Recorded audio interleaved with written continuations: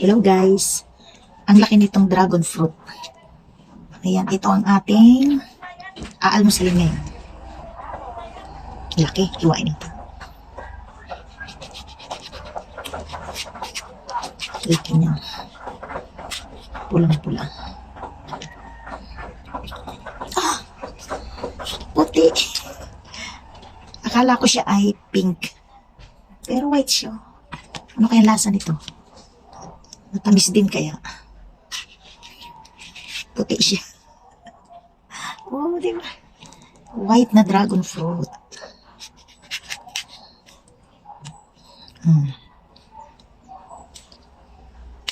Tikman natin kung matamis. Puti siya.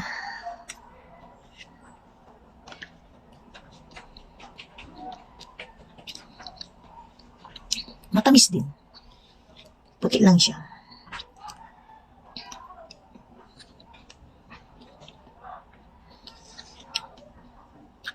Ang tamis din niya.